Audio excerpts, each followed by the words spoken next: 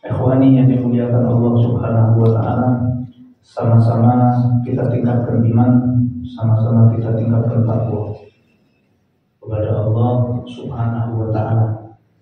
Yang mana memang wasiat takwa ini sudah biasa kita dengar, cuman di dalam prakteknya mungkin kita belum istiqomah, sehingga kita harus mencambuk diri kita. Kita harus menekan nafsu kita, dan kita berusaha untuk mengejar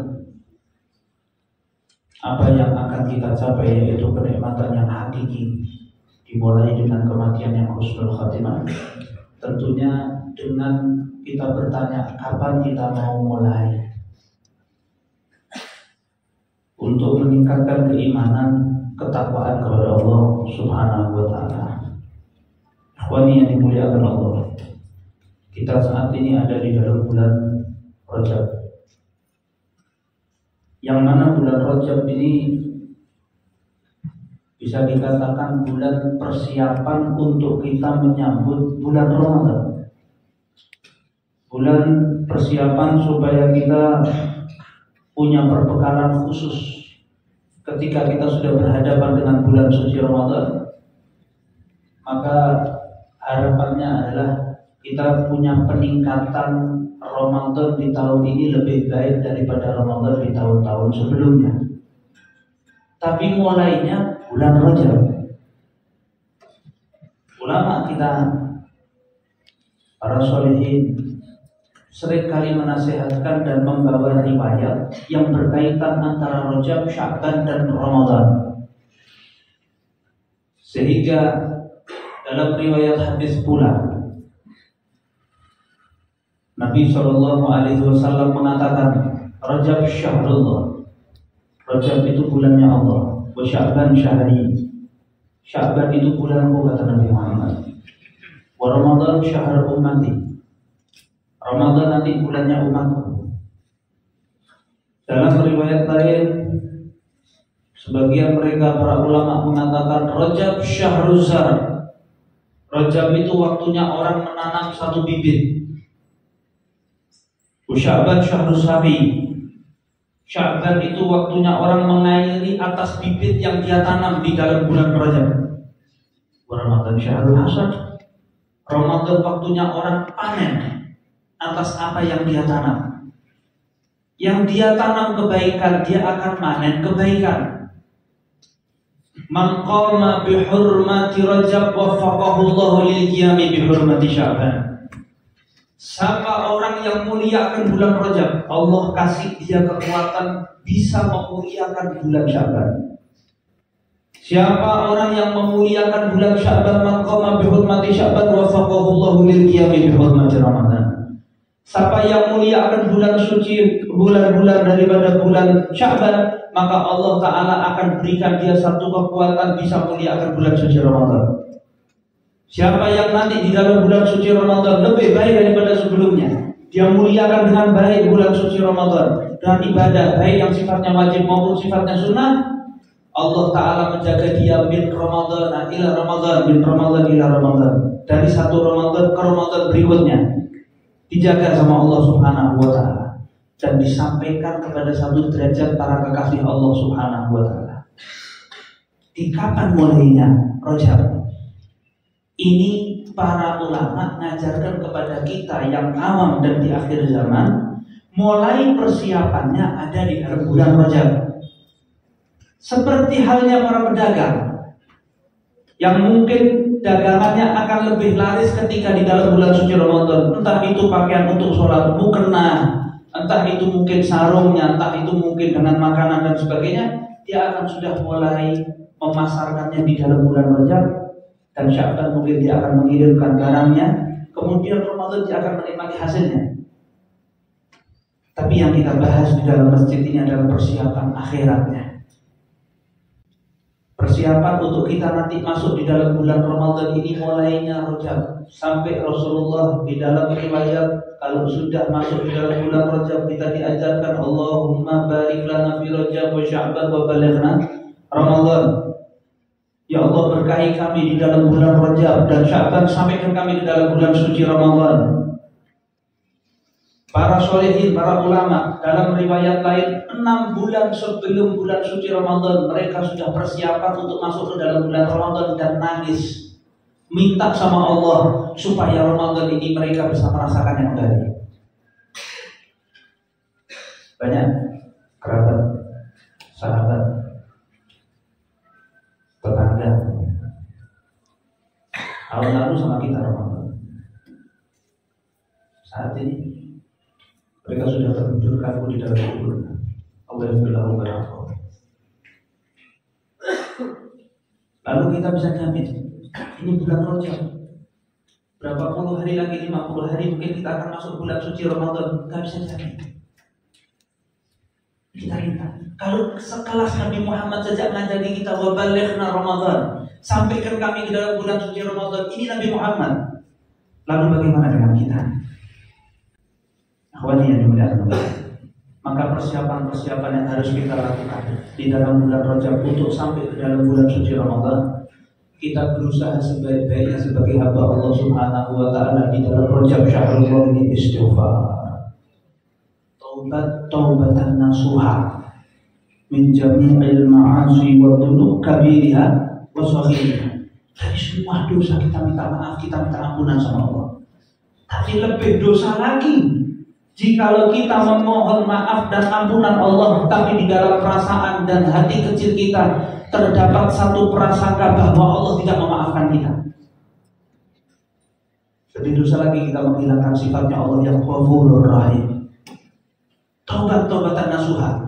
Tapi ingat, hablum minallah, ada hablum minannas. Sholat kita yang kurang. Kalau kita yang tidak mengerjakan, mungkin kita bodoh. Sholat kita yang tak khusyuk.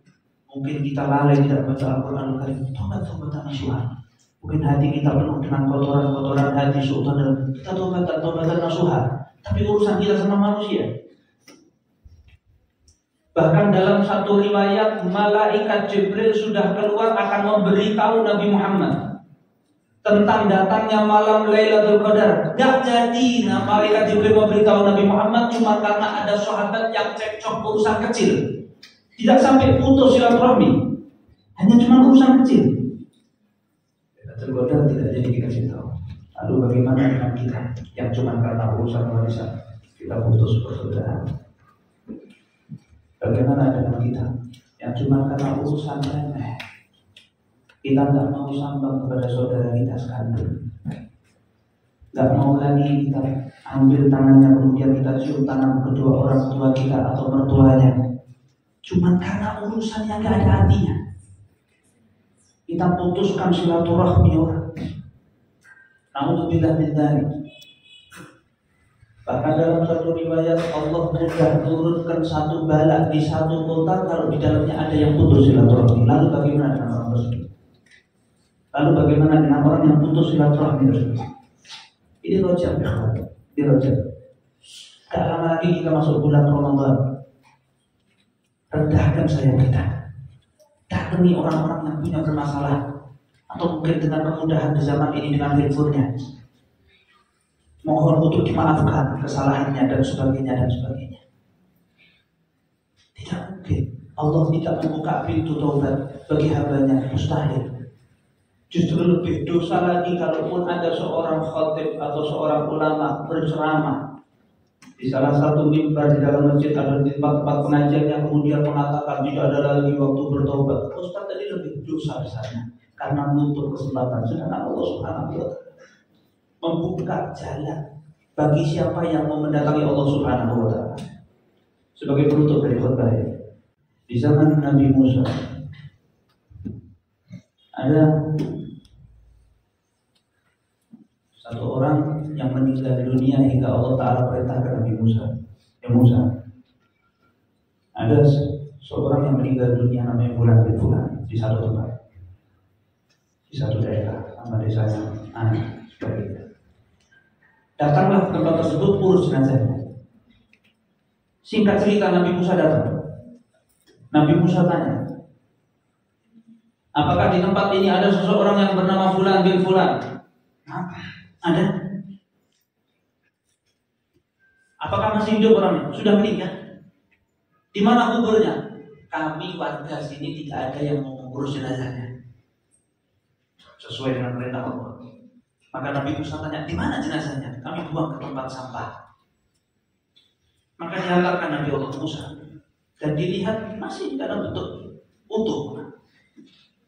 Artinya belum terlalu lama meninggal dunia. Maka kemudian Nabi Musa tanya, kenapa ada orang meninggal kalian tak urus jenazahnya? Bagaimana kami mau mengurus? Ini orang ahli maksiat. Ini bukan orang khair, bukan orang baik. Ini orang ahli maksiat. Keluarganya saja mendiamkan. Bagaimana dengan kita masyarakatnya? Kami sudah risih hingga kami buang dia. Maka Nabi Musa kemudian justru ditanya sama masyarakat yang ada di daerah tersebut, kalau begitu engkau Nabi, engkau utusan Allah, tanyakan sama Allah, munajat, minta petunjuk kepada Allah, kenapa kau disuruh mengurus jenazah orang ini? Maka kemudian singkat cerita, Nabi Allah Musa pun menyampaikan apa yang disampaikan oleh orang yang ada di sekitar tersebut, dan Allah Ta'ala menjawab, ya Musa, orang-orang yang ada di daerah tersebut gak bohong, benar. Ini almarhum ahli maksiat. Cuman detik sebelum dia meninggal dunia, hitungannya menit kadang, bukan hari-hari, detik sebelum dia meninggal dunia, dia memohon dengan aku, mengajukan beberapa permohonan yang karenanya aku ampuni semua kesalahannya. Yang pertama dia mengatakan, ya Allah, aku tahu perbuatan maksiat kau benci, tapi pengaruh syaitan, pengaruh orang-orang yang ahli maksiat lebih cepat berpengaruh di dalam benak dan pikiranku, maka aku berbuat maksiat, ampuni aku ya Allah. Yang kedua, selama hidupku jika ada orang soleh dan orang ahli maksiat yang sama-sama membutuhkan bantuan di waktu yang sama, aku selalu mendahulukan orang-orang yang soleh untuk aku selesaikan hajatnya ketimbang orang-orang ahli maksiat. Ampuni aku ya Allah. Yang ketiga, ya Allah, kalau engkau tidak mengampuniku dan kelak di akhirat kau masukkan aku ke dalam api neraka, bahagia syaitan, iblis, dan menangis para nabi dan para wali. Tapi kalau sampai kau ampuni aku, kemudian kau masukkan aku ke dalam surgamu, bahagia itu para nabi dan para wali, menangislah para syaitan dan para iblis. Sedangkan aku mengerti dan lebih mengetahui kebahagiaan dan senyuman para nabi dan para wali lebih kau cintai daripada kebahagiaan para syaitan. Ampuni aku ya Allah. Musa, karena permohonan ini aku ampuni semua kesalahannya, dan sebelum meninggal dunia inilah aku angkat dia sebagai salah seorang wali. Katakan sama orang yang ada di sekitarnya, sampai yang mau ikut ngurus jenazahnya, sampai memakamkan jenazah orang tersebut, aku ampuni semua kesalahannya.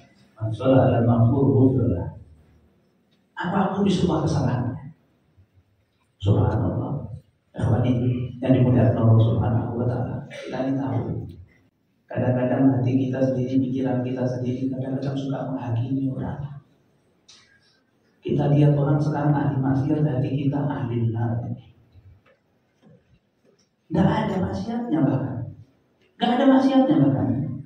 Cuman menurut kita nggak ngerti ini ilmunya bagaimana, kemudian kita ngecap sesuatu yang nggak kita lakukan dari urusan agama, kemudian kita ngecap dia adalah orang ahli maksiat dan orang yang melakukan satu kebid'ahan besar yang tidak diajarkan Nabi Muhammad, matinya nanti kafir, tempatnya di neraka jahanam. Suruh sholat tahajud setiap hari, orang yang seperti ini pun nggak akan amalnya kayak apa, nggak akan bahagia karena dia tidak ikuti Nabi Muhammad. Nggak ikuti Nabi Muhammad. Berani menghakimi seseorang. Nabi Muhammad, Wahsy yang membunuh Sayyidina Hamzah, taubat masuk Islam, terima dengan baik. Apa Nabi Muhammad menghakimi Wahsy? Lah, Wahsy yang dulu membunuh Sayyidina Hamzah sampai Nabi Muhammad nangis. Bahkan kata sahabat, tangisannya Nabi Muhammad lebih daripada yang lain. Kesedihannya luar biasa. Wahsy meninggal dunia. Yang membunuh, yang Sayyidina Hamzah meninggal dunia, membunuh Wahsy. Nabi Muhammad tangisannya luar biasa. sampai dimutilasi Sayyidina Hamzah. Itu saja diterima masuk dalam Islam menjadi sahabat Nabi Muhammad. Maka ikhwan yang dimuliakan Allah Ta'ala, sebesar apapun dosa kita, pintu taubat Allah terbuka 24 jam non-stop. Maka kita bertobat kepada Allah Subhanahu wa Ta'ala. Mudah-mudahan Allah Ta'ala ampuni kesalahan kita. Mudah-mudahan Allah kasih kita taufik, hidayah, karunia supaya kita bisa melakukan taat terus insyaallah. Allahumma barik lana fi Rajab wa Sya'ban wa Ramadan. Masuk ke dalam bulan Ramadan sehat walafiat insyaallah.